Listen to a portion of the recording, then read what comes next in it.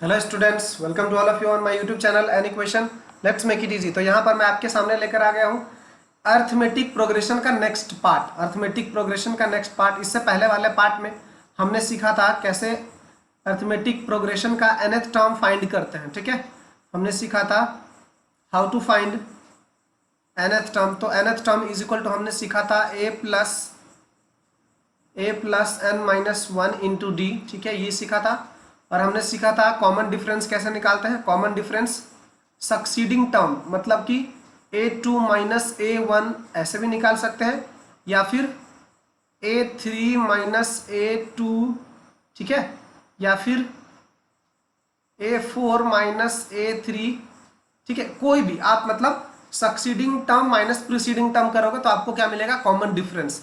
ठीक है, और कॉमन डिफरेंस सेम है। कॉमन डिफरेंस नाम ही क्या है, कॉमन डिफरेंस। तो कॉमन डिफरेंस आपका क्या है, कॉमन होना जरूरी है। ठीक है, तो लेट्स स्टार्ट।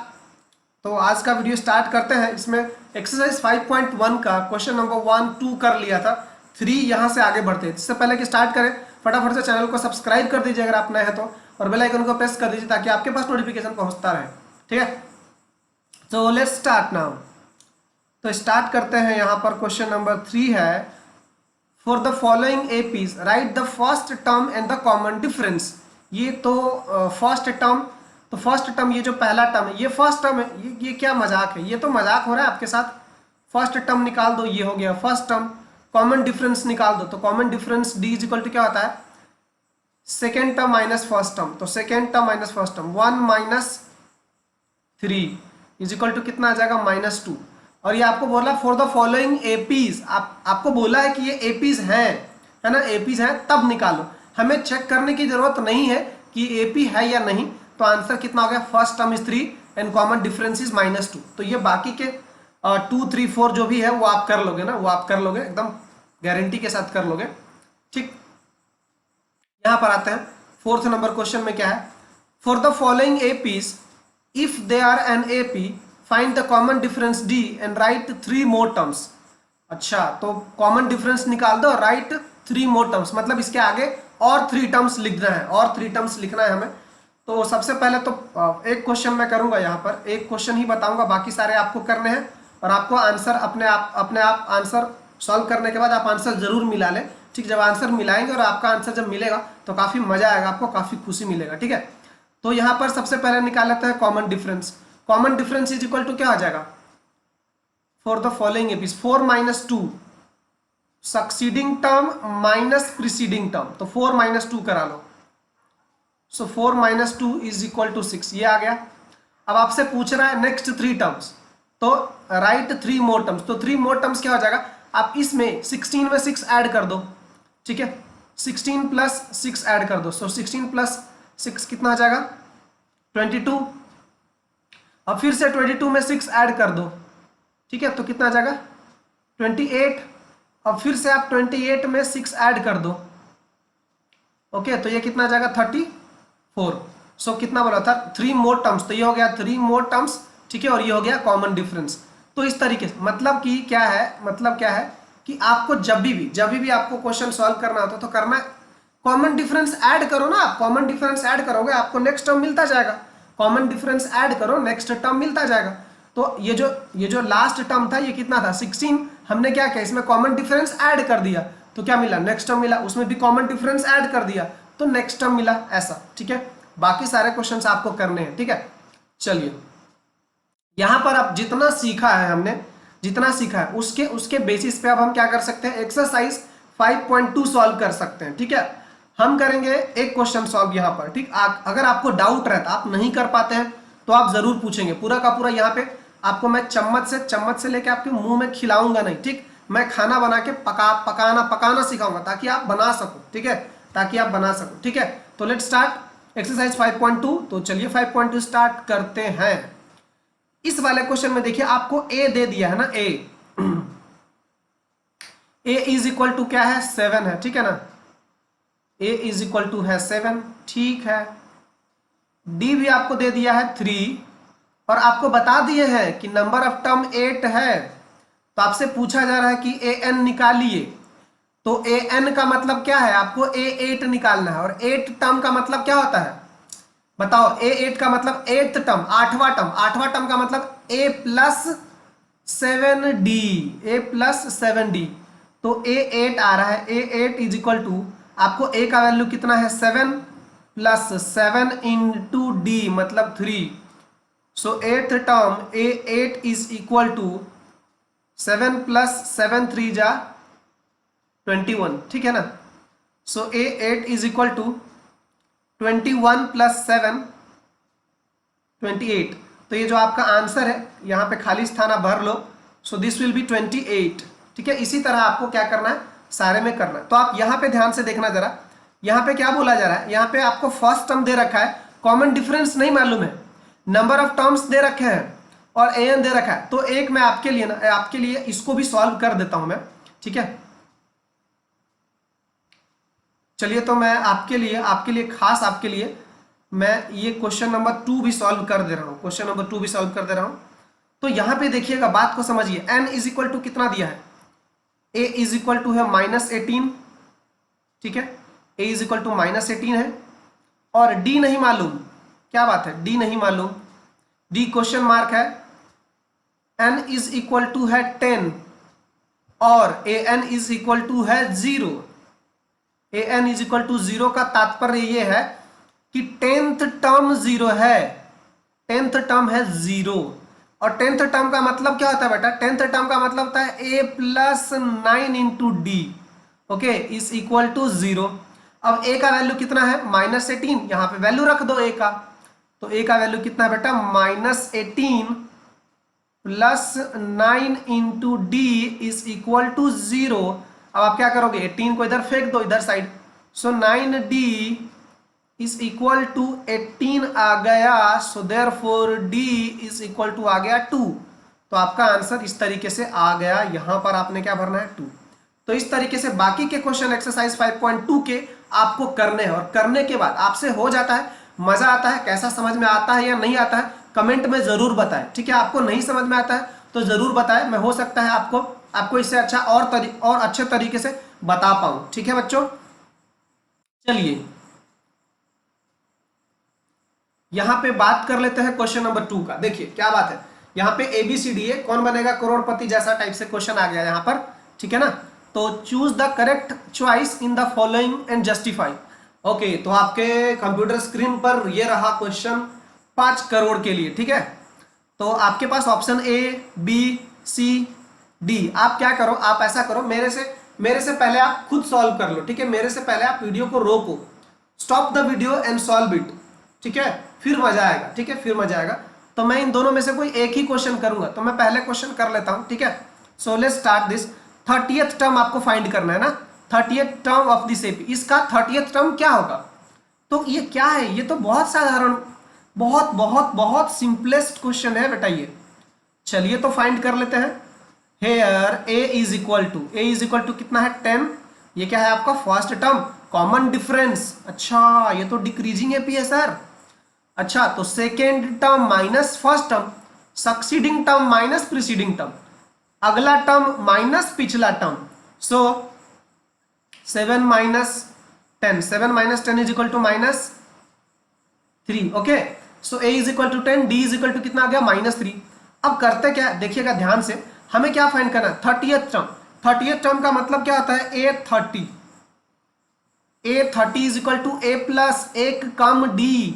सो अगर मैं बोलूँ A30 तो मैं बोल रहा हूं कि 29d। ओके, सो a का वैल्यू कितना है बेटा 10 plus 29 into d is equal to -3। Okay, so ये आ जाएगा 10 माइनस, आप इसमें मल्टीप्लाई करा दो, 9 3 जा 27। ओके, 9 3 जा 27, कैरी आ गया 2, 3 2 जा 6 और 2 87। Okay, so 10 minus 87 is equal to -77। तो आपका जो आंसर है ये आगरा, बॉम्बे, कैलकाटा और दिल्ली, ये आपका ये आंसर सही है ना, सी सही है, ठीक है। इसी तरीके से 11th term of this AP ये मैं नहीं बताऊंगा, आपको करना है, ठीक है। अब अभी कर लो, आप अभी तुरंत ही कर लो, वीडियो को रोको और कर लो, फिर आगे बढ़ना, फिर मेरे साथ साथ करते जाना, तो आपको मजा आएगा ना, फीलिंग आएगा फिर क्वेश्चन करने का, ठीक है। Let's move to the next one now. अब ये देखिए question number 3, in the following APs find the missing term in the boxes. अब देखिए यहां पर क्या था ना, ये मैं आपके लिए बॉक्स बना देता हूं, ठीक है। यहां पे एक बॉक्स बना हुआ है, ठीक। इस बॉक्स में जो नंबर होगा वो आपको पता करना है। यहां पे बॉक्स है, यहां पे बॉक्स है, ठीक है।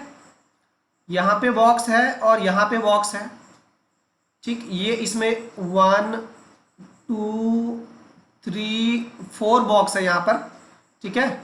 इसमें ये 1, ये 2, ये 3 और ये 4, इतने सारे बॉक्सेस हैं। तो आपको ये सारे बॉक्स भरने हैं। चलिए मैं सिखाता हूँ ये वाला, यहाँ से हम कुछ बहुत ही इंपॉर्टेंट सीखने वाले हैं, ठीक है।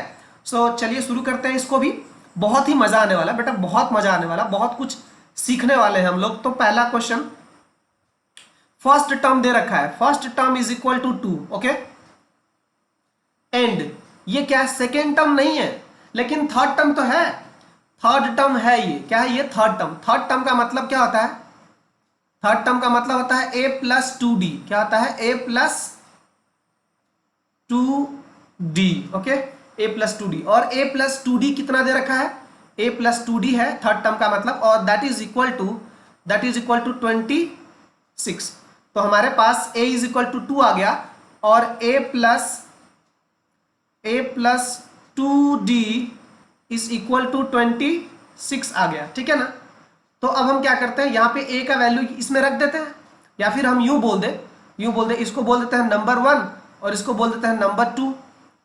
Subtract equation 1 from equation 2। अब हम लोग क्या करते हैं, ध्यान से देखिए, इक्वेशन 2 माइनस इक्वेशन 1 कर देते हैं। तो इससे क्या मिलता है, इक्वेशन 2 क्या बेटा, a प्लस 2d है and that is equal to 26, और इक्वेशन 1 है सिर्फ a इज इक्वल टू कितना है, 2। अब आपने क्या करना है, सब्ट्रैक्ट करते हैं तो क्या होता है, साइन बदल जाता है।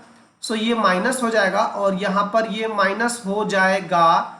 इसका मतलब ध्यान से ये हो जाएगा शहीद a माइनस a, और so यहाँ पे आ गया 2d, और 2d is equal to 26 minus 2, 26 minus 2 is equal to 24, okay. 24 divided by 2, so d is equal to कितना आ जाएगा, 12, ओके। तो d इज इक्वल टू 12 आ गया। मतलब ये जो खाली जगह में क्या होना चाहिए, फर्स्ट टर्म सेकेंड टर्म होना चाहिए। It means we have to find second term. Second term का मतलब क्या होता है, a plus d, okay. So second term is equal to a plus d, value of a is equal to 2 plus 12, 2 plus 12 is equal to 14, okay. So answer बेटा कितना आ गया, यहाँ पे क्या भरोगे आप, यहाँ पे भरोगे 14, ओके। 14 is the answer. इसी तरह अब आपको करना क्या, मैं आपके लिए मैं क्या करता हूँ, यहाँ पे ये वाला क्वेश्चन नंबर 5 सॉल्व करता हूँ ना। क्वेश्चन नंबर 5, यहाँ ध्यान से देखिए ना, मैं यहाँ पे क्वेश्चन नंबर 5 सॉल्व कर रहा हूँ आपके लिए, ठीक है। बाकी आप कर लेंगे, ठीक। 1 कर दिया और अब 5 कर देता हूँ। 5 नंबर में देखिएगा ध्यान से, यहाँ पे ये सेकेंड टर्म है। कौन सा टर्म है, ये सेकेंड टर्म है। और सेकेंड टर्म का मतलब क्या होता है, सेकेंड टर्म का मतलब होता है a plus d, okay. And this is a plus d is equal to 38। Now first, second, third, fourth, fifth, ये है sixth term. So sixth term का मतलब a6 is equal to a plus 5 into d, ये है sixth term, that is equal to -22। अच्छा, इसका मतलब हो क्या रहा है ना, ये पक्का डिक्रीजिंग एपी है, ऐसा कुछ, ठीक है। तो ध्यान से देखते हैं, हम लोग बोल देते हैं इसे इक्वेशन नंबर 1 और इसे बोल देते हैं इक्वेशन नंबर 2। अब इक्वेशन 2 माइनस इक्वेशन 1 करा लेते हैं, इक्वेशन 2 माइनस इक्वेशन 1 करा लेते हैं, ठीक है। सो इक्वेशन 2 क्या है, a plus 5d is equal to -22 and a plus d is equal to 38। अब इनको सब्ट्रैक्ट कराते हैं तो साइन क्या हो जाएगा, चेंज हो जाएगा। तो यहाँ पर a और a हो जाएगा शहीद, और ये वाला देखो क्या होता है, यहाँ पे भी माइनस का साइन आ जाएगा, ठीक है, फटाफट से। तो ये और ये गया 5d माइनस d, तो ये आ जाएगा 4d, ओके। और आप यहाँ पे देख, दोनों को ध्यान से देखो, दोनों नेगेटिव हो गया ना, 8 और 2 आ गया 10, ठीक है, 3 to 5 और ये आ गया -60 आ गया, ठीक है। सो d इज इक्वल टू आ गया -15, ठीक है, d का वैल्यू आ गया -15। अगर आपके पास d आ गया तो आप क्या कर सकते हो, a निकाल सकते हो ना आराम से, मजे से। आप क्या करो, इक्वेशन नंबर 1 में d का वैल्यू रखवा दो, इक्वेशन नंबर 1 में d का वैल्यू रखवा दो, तो आपके पास क्या मिल जाएगा, इक्वेशन नंबर आप यहाँ पे रख दो ना, यहाँ पे, ठीक है। थोड़ा सा आगे कर लेते हैं, ठीक है। तो आपके पास ये था a प्लस डी, ध्यान से देखिएगा, a प्लस डी जो था, a plus d is equal to कितना था, 38। अब आप इसमें क्या कर रहे हैं, d का वैल्यू रख रहे हैं -15, so a -15 is equal to 38। So therefore a is equal to कितना आ जाएगा, 38 प्लस 15, ओके, प्लस 15। सो ये आ जाएगा 8 और 5, 13 के 3, ठीक है, कैरी 1 3 1 4 और 5 53, ओके। तो यहाँ पर ये जो ये इस वाले में क्या होना चाहिए था, 53 होना चाहिए था। अब आप देखो, अब आपको क्या करना है, आपके पास a भी है और d भी है, तो आपको क्या करना है, ये वाला कौन सा थर्ड टर्म है ना, तो थर्ड टर्म आप निकाल दो। आपको पता है ना थर्ड टर्म क्या होता है, थर्ड टर्म क्या होता है, a प्लस 2 इंटू डी। और वैसे भी आपको पता है क्या करना है, इसमें 38 में आपको कॉमन डिफरेंस ऐड करना है। जब आप कॉमन डिफरेंस ऐड करोगे तो आपको अपने आप नेक्स्ट टर्म मिल जाएगा। तो 38 में -15 कर दो, 38 -15, ये फटाक से यहाँ पे आंसर आ जाएगा, 38 -15, ठीक है ना। समझ रहे हो आप बात को। फिर इसमें से फिर से 15 माइनस करा दो। फिर इसमें हर बार आप क्या करते हो, जब भी कॉमन डिफरेंस ऐड करोगे, यहाँ पे कॉमन डिफरेंस ही नेगेटिव आ गया है, कॉमन डिफरेंस ही नेगेटिव आ गया है, ठीक है ना। तो आपका जो नेक्स्ट टर्म हो जाएगा, ये हो जाएगा 38 माइनस 15, ओके। ये उसी तरह जो भी आंसर आएगा 38 - 15 आप कर दो, ठीक है ना। तो मैं आपको दिखा दे रहा हूँ यहाँ पे, चलिए। अगर आप ऐसे भी निकालोगे तो देखना आपको आंसर सेम मिलने वाला है। ये क्या हो जाएगा, a3 is equal to, a का वैल्यू कितना है, a का वैल्यू है 53, ध्यान दीजिएगा, ये 53 और प्लस 2 इंटू डी का वैल्यू है कितना, -15, ओके। सो ये आ जाएगा 53 माइनस 30, ओके ना, 53 माइनस 30, तो ये कितना आ गया, 23। तो यहाँ पे आंसर आपका आ जाएगा 23। अब फिर से आप क्या करोगे, आप वैसे भी देखना, 38 में से आप 15 माइनस करा दो, 38 - 15 करा दो आप, ठीक है ना। तो आपको क्या मिला, ठीक है ना, 8 - 5 3 और ये 23 मिल गया ना, यहाँ पे भी 23। अब 23 में से फिर -15 करा दो, 23 में से फिर -15 करा दो, ठीक है, तो 8 मिल जाएगा। सो ये वाला कितना हो जाएगा, ये आपका कितना मिल गया, 23, ठीक। फिर उसके बाद फिर से 15 घटा दिए तो कितना मिल गया, 8। अब 8 में से फिर से 15 घटा दो, 8 - 15 करो तो कितना आ जाएगा, -7। तो ये सारे आंसर हो जाएंगे, 53, 23, 8 -7, ये सारे आपके आंसर है, ठीक है। तो इस तरीके से हमें सॉल्व करना है, तो काफ़ी अच्छा है इस तरीके का, काफ़ी, इसीलिए बोला मैं, काफ़ी मज़ा आएगा इसमें, ठीक है। चलिए नेक्स्ट देख लेते हैं क्या है। देखिए अगला किस टाइप का क्वेश्चन है, बोल रहा है कि which term of this AP is 78। मतलब ये है बेटा कि इसका जब आगे लिखते जाओगे, 3 के बाद 8 लिखा है, 8 के बाद 13, 13 के बाद आपने 18 लिखा है, इस तरीके से अगर हम कंटिन्यू लिखते जाए, तो जैसा कि हम इसे बोल रहे हैं ना, हम बेटा इसे क्या बोल रहे हैं, हम बोल रहे हैं कि ये फर्स्ट टर्म है, ये सेकेंड है, ये थर्ड है, ये फोर्थ टर्म है, तो ये कौन सा टर्म होगा, मतलब 78 इसमें है, 78 इसमें है, तो 78 आखिर जो होने वाला है, ये कौन सा टर्म होगा 78। तो हम मान लेते हैं कि let this be nth term, है ना, लेट 78 बी nth टर्म, ऐसा बोल देते हैं। सॉल्यूशन करते हैं, देखिए ध्यान से, let 78 be nth term, nth term of the given AP, of the given AP. Given AP का जो है ये nth टर्म है। Let a be the first term, ये भी बोल देते हैं, है ना, let a be the first term, यहाँ पे ए फर्स्ट टर्म है and d be the common difference, ऐसा, ठीक है ना। तो आपके पास ए जो है ना, a n is equal to, हमने फॉर्मूला क्या पढ़ा है, a plus n - 1 into d, ठीक है। यहां पर here a is equal to कितना है 3, common difference d is equal to 8 minus 3 succeeding term minus preceding term is equal to 5। ठीक है, अब हम क्या करते हैं, ये सारा वैल्यू यहां पर रख देते हैं। ठीक है ना, आपने क्या बोला था, लेट 78 भी nth टर्म, तो an क्या बताता है nth टर्म, तो इसके जगह पे आप क्या रखोगे 78 इज इक्वल टू a का वैल्यू कितना है, a का वैल्यू है 3 प्लस n ही तो आपको फाइंड करना है, n के लिए तो पूरा का पूरा फाइट चल रहा है।